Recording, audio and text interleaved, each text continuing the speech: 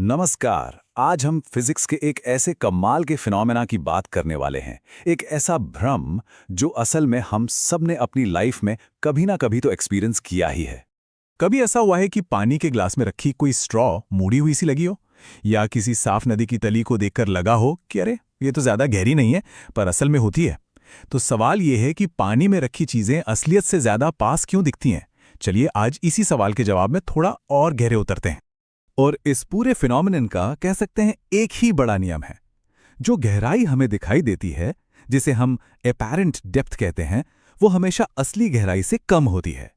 हाँ, ये एक तरह का ऑप्टिकल इल्यूजन है, पर इसके पीछे कोई जादू नहीं बल्कि सीधी साधी फिजिक्स है। तो क्या इसका मतलब यह है कि हमारी आंखें हमें धोखा दे रही हैं? एक तरह से तो हाँ, लेकिन असली वजह हमारी आंखों में नहीं बल्कि लाइट के बिहेवियर में छुपी है। ये फिजिक्स का एक बड़ा ही मजेदार नियम है। चलिए देखते हैं कि ये काम कैसे करता है। देखिए, इस पूरे रहस्य की चाबी ना एक बहुत ही सिंपल सी बात में छुपी है। जब लाइट एक सब्सटेंस से दूसरे में जाती है, मान लीजिए पानी से हवा में, तो वो अपना रास्ता बदल लेती है। वो एक सीधी लाइन में नहीं चलती और बस यहीं से सारा खेल शुरू होता है। तो लाइट का ये जो रास्ता बदलने का फिनोमेना है, फिजिक्स की दुनिया में इसका एक खास नाम है अपवर्तन, या जिसे हम इंग्लिश में कहते हैं रिफ्रैक्शन। यही वो प्रोसेस है जिसकी वजह से हमें चीजें अपनी असली जगह पर नहीं दिखती। तब सवाल उठता है कि ये रिफ्रैक्शन या अपवर्तन है क्या? बहुत सिंपल है। देखिए, जब भी लाइट एक ट्रांसपेरेंट मीडियम से दूसरे में जाती है तो उसकी स्पीड बदल जाती है। जैसे लाइट हवा के मुकाबले पानी में थोड़ी धीमी चलती है, और बस स्पीड में आए इसी बदलाव की वजह से लाइट की किरणें मुड़ जाती हैं, और इसी मुड़ने को रिफ्रैक्शन कहते हैं। और हाँ, ये कोई अंदाजे पर नहीं होता। मतलब लाइट कितनी मुड़ेगी, किस डायरेक्शन में मुड़ेगी, इसका पूरा हिसाब किताब एक बहुत ही प्रिसाइज नियम से होता है, जिसे फिजिक्स में स्नेल्स लॉ के नाम से जाना जाता है। अच्छा, तो अब जब हम बेसिक आइडिया समझ गए हैं, तो चलिए अब स्टेप बाय स्टेप देखते हैं कि ये इल्यूजन हमारी आंखों के सामने आखिर बनता कैसे है। चलिए इमेजिन करते हैं, पानी के नीचे एक सिक्का पड़ा है। अब उस सिक्के से लाइट की किरणें निकलकर हमारी आंखों की तरफ आ रही हैं। जैसे ही ये किरणें पानी की सतह पार करके हवा में आती हैं, इनकी स्पीड बढ़ जाती है और ये नॉर्मल लाइन से दूर मुड़ जाती हैं। पर यहाँ एक मज़ेदार बात होती है। हमारा दिमाग वो ये मानकर चलता है कि लाइट तो हमेशा सीधी लाइन में ही चलती है, तो वो इन मुड़ी हुई किरणों को पीछे की तरफ एक सीधी लाइन में प्रोजेक्ट करता है। और इसका नतीजा क्या होता है? हमें उस सिक्के की एक वर्चुअल इमेज, एक आभासी छवि, उसकी असली जगह से थोड़ी ऊपर दिखाई देती है। और जानते हैं सबसे मज़ेदार बात क्या है?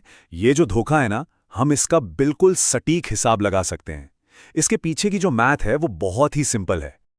और ये रहा वो फॉर्मूला जो सारा राज खोल देता है। एपेरेंट डेप्थ, यानी जो गहराई हमें दिख रही है, वो बराबर है real depth divided by refractive index के। अब ये रिफ्रैक्टिव इंडेक्स या अपवर्तनांक क्या है? अरे ये बस एक नंबर है जो बताता है कि किसी मीडियम में लाइट की स्पीड वैक्यूम के मुकाबले कितनी कम हो जाती है। सिंपल। चलिए अब इस फॉर्मूले को काम पर लगाते हैं। एक रियल वर्ल्ड एग्जाम्पल लेते हैं। मान लीजिए एक तालाब है।